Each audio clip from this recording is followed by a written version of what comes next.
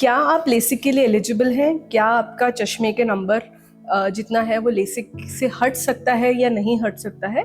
आज मैं आपको 5 मिनट्स में पूरी ट्रुथ बताऊंगी कि एक्चुअली क्या क्या क्राइटेरिया होते हैं किसी भी पेशेंट को लेसिक के लिए फिट करने के लिए।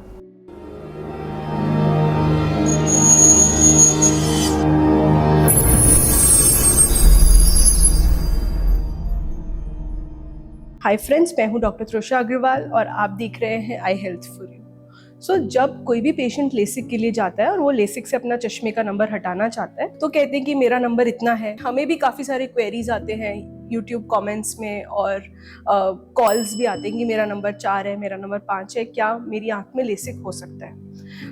इसका जो जवाब होता है वो कभी भी स्ट्रेट फॉरवर्ड नहीं होता, बिकॉज चश्मे का नंबर कितना हटता है वो सिर्फ चश्मे के नंबर पे डिपेंड नहीं करता, वो आंख की कंडीशन पे भी डिपेंड करता है। तो आज हम इसी के बारे में बात करेंगे कि क्या लेसिक से पहले एक तो क्या क्या क्राइटेरिया होने चाहिए जब आपको लेसिक के बारे में सोचना चाहिए, कब लेसिक नहीं करवाना चाहिए, और अगर लेसिक पॉसिबल नहीं है तो फिर क्या ऑप्शंस अवेलेबल है। अगर आप लेसिक कराना चाहते हैं तो मोटे मोटे ये 5-6 क्राइटेरिया आपके क्लियर होने चाहिए कि आपकी एज 18 साल से ऊपर होनी चाहिए, आपका चश्मे का नंबर 1 साल से स्टेबल होना चाहिए।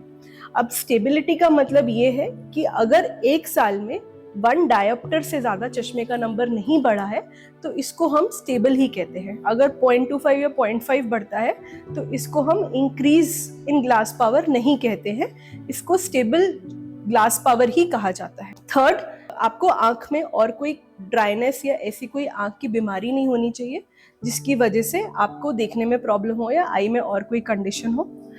फोर्थ, आप प्रेग्नेंट या ब्रेस्ट फीडिंग नहीं होने चाहिए।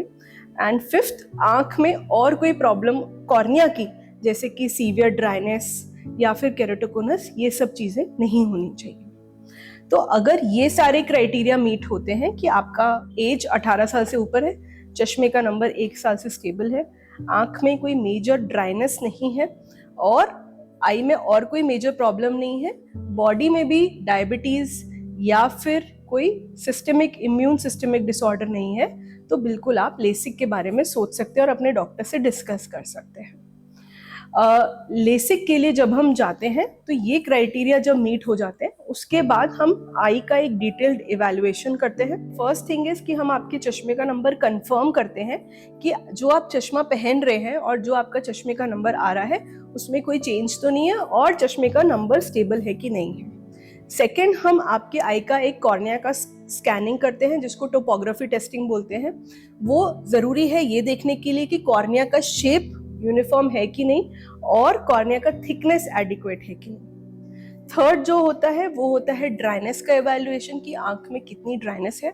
फोर्थ, डायलेट करके पुतली फैला के हम चश्मे का नंबर भी चेक कंफर्म करते हैं और एक बार रेटिना का भी चेक करते हैं।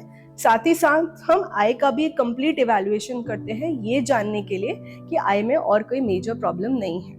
बेसिकली चश्मे का नंबर कितना हट सकता है वो डिपेंड करता है कि आपका नंबर कितना है, क्या वो ट्रीटेबल रेंज में है कि नहीं, और आपका कॉर्निया का थिकनेस कितना है।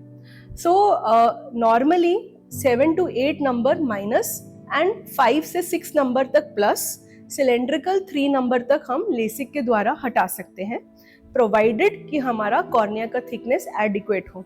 सपोज 2 पेशेंट्स हैं, दोनों का 3.5 नंबर है, बट अगर एक का कॉर्नियल थिकनेस 520 है और एक का कॉर्नियल थिकनेस 450 है तो भले ही दोनों का चश्मे का नंबर सेम है, जिसका कॉर्नियल थिकनेस कम है, जिसका कॉर्निया पतला है, उसमें लेसिक पॉसिबल नहीं है।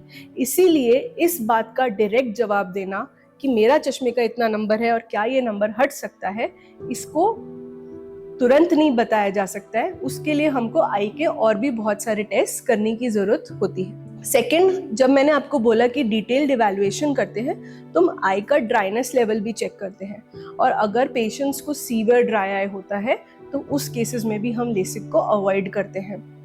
सिमिलरली अगर हमने देखा कि आई के रेटिना में कोई इशू है, रेटिना में कोई वीकनेस है, तो पहले उस इशू को फिक्स किया जाता है। और कई बार कुछ पेशेंट्स का रेटिना अगर एक्सट्रीमली वीक होता है तो उन केसेस में हम लेसिक को कम्प्लीटली अवॉइड करते हैं, क्योंकि लेसिक के दौरान आंख में एक सक्शन क्रिएट किया जाता है जिससे आंख का प्रेशर टेम्पररीली 10 से 15 सेकंड के लिए इंक्रीज होता है, और उस वजह से अगर आंख का पर्दा वीक है तो रेटिना में कुछ इश्यूज आ सकते हैं। तो इसी वजह से अगर आंख में ड्राइनेस है, कॉर्निया का थिकनेस प्रॉपर नहीं है, या फिर रेटिना में कोई इशू है, तो हम इन केसेस में लेसिक को अवॉइड करते हैं। अब किन किन केसेस में लेसिक को अवॉइड करना चाहिए या नहीं कर सकते हैं, तो फर्स्ट, जैसे हमने बोला कि अगर कॉर्निया आपका बहुत पतला है या कॉर्निया प्रॉपर नहीं है, कॉर्निया में कोई निशान है, स्कार है, या फिर उसमें केरेटोकोनस नाम की एक कंडीशन है, ऐसे केसेस में भी हम लेसिक टोटली कॉन्ट्राइंडिकेट करते हैं। सीवियर ड्राइनेस है आंख में। इसके अलावा अगर आपको कोई सिस्टमिक इम्यून प्रॉब्लम है, जैसे कि रूमेटॉइड आर्थराइटिस, गठिया, थायराइड, तो उस केसेस में भी हम थोड़ा केयरफुल होके ही लेसिक प्लान करते हैं। अनकंट्रोल्ड डायबिटीज एंड आजकल जो हम बहुत ज़्यादा सुन रहे हैं पीसीओडी, पॉलीसिस्टिक ओवेरियन डिजीज, जिसमें कि हार्मोनल इम्बैलेंसेस होते हैं, ऐसे केसेस में भी अगर हार्मोन लेवल स्टेबल नहीं है तो हम लेसिक को थोड़े टाइम के लिए होल्ड पे रखते हैं।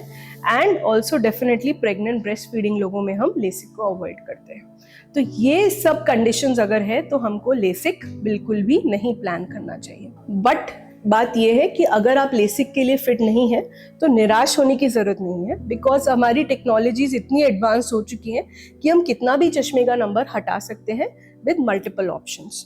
तो सपोज अगर कोई पेशेंट लेसिक के लिए फिट नहीं होता है तो हम उसमें पीआरके या ट्रांस पीआरके कर सकते हैं, आईसीएल सर्जरी कर सकते हैं, और रिफ्रैक्टिव लेंस एक्सचेंज करके भी चश्मे के नंबर को पूरी तरीके से हटा सकते हैं। तो यदि आपको अपना चश्मे का नंबर हटाना है तो सिर्फ नंबर नहीं डिसाइड करेगा कि आप लेसिक करवा सकते हैं कि नहीं। ओनली आफ्टर आई टेस्ट, जब सर्जन आपकी आई की कंडीशन, आपकी लाइफस्टाइल, आपकी आंख की लेवल ऑफ ड्राइनेस और आपके चश्मे के नंबर, इन सभी चीज़ों को कंसिडर करेंगे, तभी आपको सर्जन क्लियरली बता सकते हैं कि आपके केस में लेसिक पॉसिबल है या नहीं है। अगर आपको ये इन्फॉर्मेशन अच्छी लगी तो इसको लाइक करिए, शेयर करिए और सब्सक्राइब करिए, जिससे आपको जेन्युइन इन्फॉर्मेशन आई से रिलेटेड मिलती रहे। Thank you.